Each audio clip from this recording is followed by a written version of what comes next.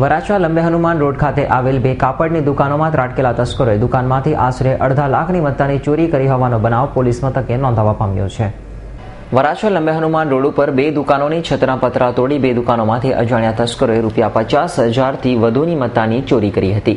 જે અંગે ભરતનગરમાં રહેતા રાજુ મેઘવાલાએ સવારે વરાછા પોલીસને જાણ કરી હતી, જેથી પોલીસે સ્થળ ઉપર પહોંચીને તપાસ કરતા વરાછા લંબે હનુમાન રોડ ઉપર આવેલી જય ગંગેશ્વર સોસાયટીમાં આવેલ વીર સિલેક્શન અને તેની નજીકમાં જ આવેલી રઘુવીર સિલેક્શનમાં તસ્કરોએ ધાપ મારી હતી અને બંને દુકાનોને નિશાન બનાવી તસ્કરોએ છતના પતરા તોડીને દુકાનમાં પ્રવેશ્યા હતા અને કાપડના તાકા તથા સ્ટોન મટીરિયલ્સ મળી 50,500ની મત્તાની ચોરી કરી ભાગી છૂટ્યા હતા।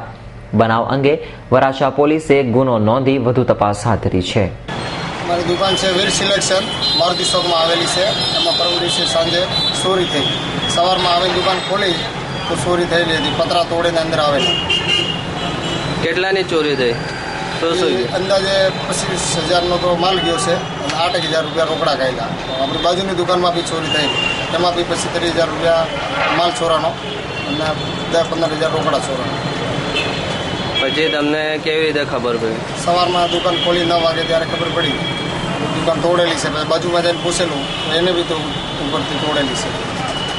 પોલીસમાં જાણકારી કરી છે, કાલે આવ્યા હતા પોલીસવાળા। ત્યારે હાલ તો શહેરમાં પેંગી પડેલી તસ્કર ટોળકીને ઝડપી પાડવા પોલીસે ચક્રો ગતિમાન કર્યા છે। Bureau report S9 news, Surat.